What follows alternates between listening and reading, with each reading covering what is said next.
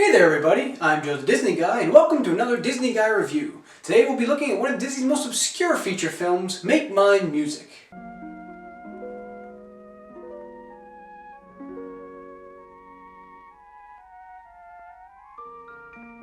So as we know, in 1940, Walt Disney released Fantasia, a concert feature that focused on putting animation and stories to classical music. And here is a conveniently placed link to a video that can teach you all about Fantasia. Go on, click it, then you can come back here. Originally, Fantasia was supposed to be a constantly updated feature that could be shown again and again, and in 1942, Walt actually had begun preparations for a follow-up to Fantasia. Full sequences, such as one for Debussy's Clair de Lune, were animated, and in some cases, Stokowski had even recorded music for the feature. However, between Fantasia being a financial failure at the time, the studio entering a mild financial crisis with the closing of the European market due to World War II, and Disney becoming overloaded with work for the government, plans for a Fantasia follow-up were indefinitely put on hold. In 1944, Disney finally was able to resume work on its project, but with a slight change. Instead of making a follow-up for Fantasia, complete with more classical music, Walt decided to go a different direction, naming his feature Swing Street and making it a, quote, saga of music from modern classic to boogie woogie. Man, I really wish I lived in a time where boogie woogie was a legitimate name for a style of music. The title would eventually be changed to Make Mine Music, and work began in earnest on Disney's 8th animated feature.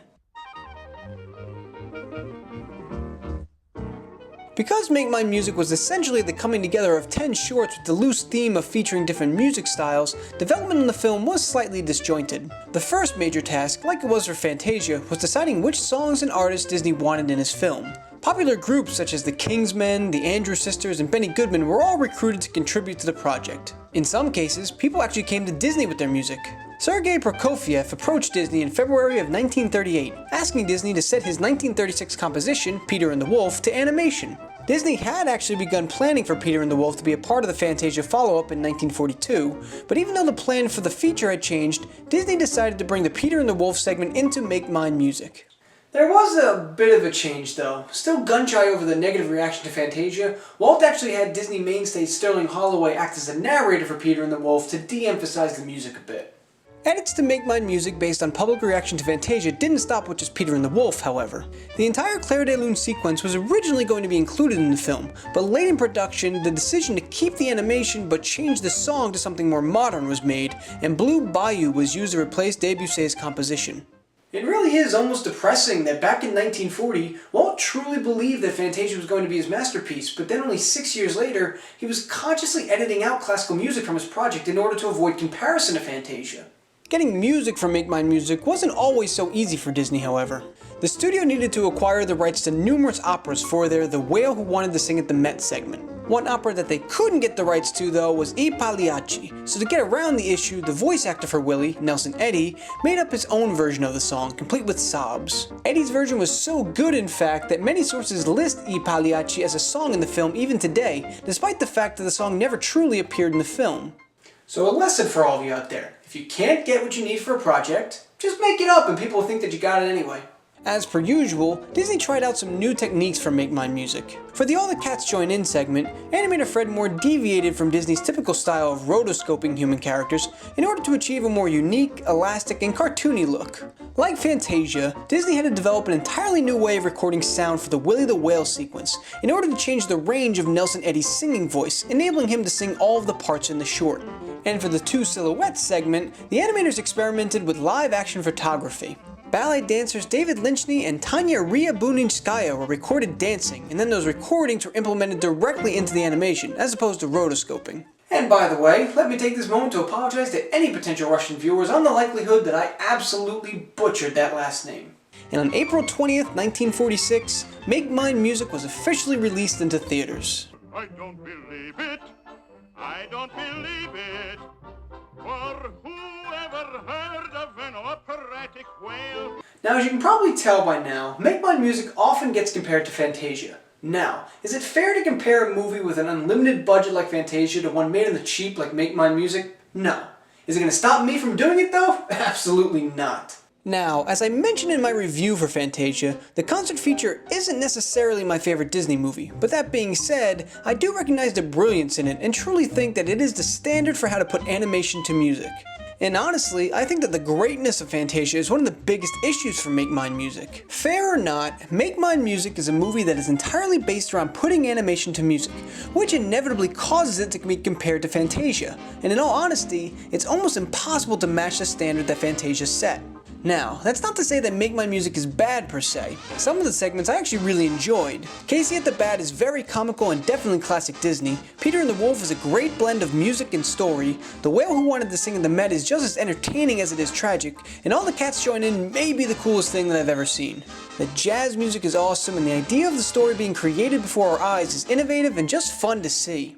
Honestly, I almost wish that segment was longer. I would watch an entire movie made up of shorts like that.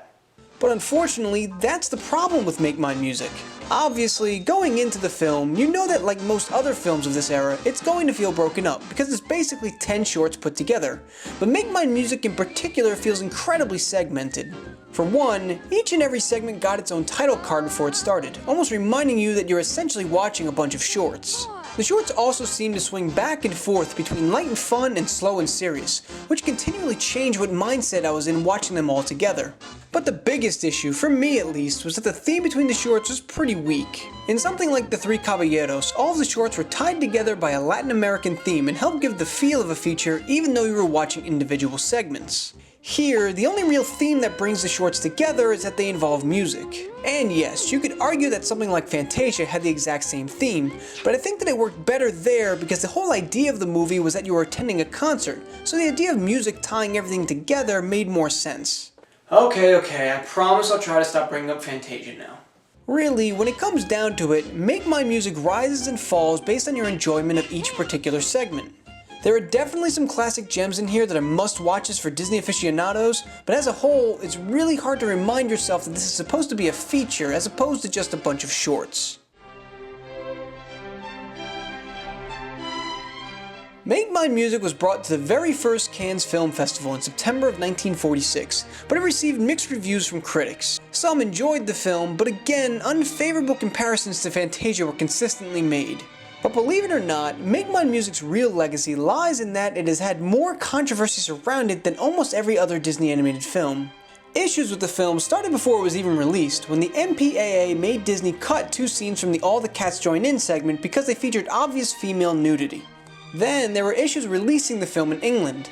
The English censors demanded that Disney cut the depictions of both Sonia the Duck and Willie the Whale as angels, as well as their depiction of heaven at the end of the film. A compromise was eventually made to leave Sonia in, but take out Angel Willie and the sold out sign on Heaven's Gate in the final scene. Honestly, I'm kinda okay with that. The concept of heaven being sold out could be a little disconcerting for some. The issues for Make Mine Music didn't stop there though. The film also featured the highly controversial The Martins and the Coys short, which many complained was far too violent for a Disney short.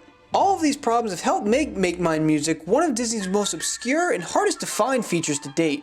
Never again would Make Mine Music ever be released in theaters in its same format. Individual shorts, however, have seen theaters again in different forms, starting in 1954. The Benny Goodman shorts, All the Cats Join In and After You've Gone, were re-released together in 1955 and called Two for the Record, and 4 Make Mine Music segments, Johnny Fedora and Al's Blue Bonnet, After You've Gone, All the Cats Join In, and Casey at the Bat, were combined with 5 shorts from a later feature, Melody Time, and released in 1955 as Music Land. Today, Make Mine Music is still extremely tough to find on home video.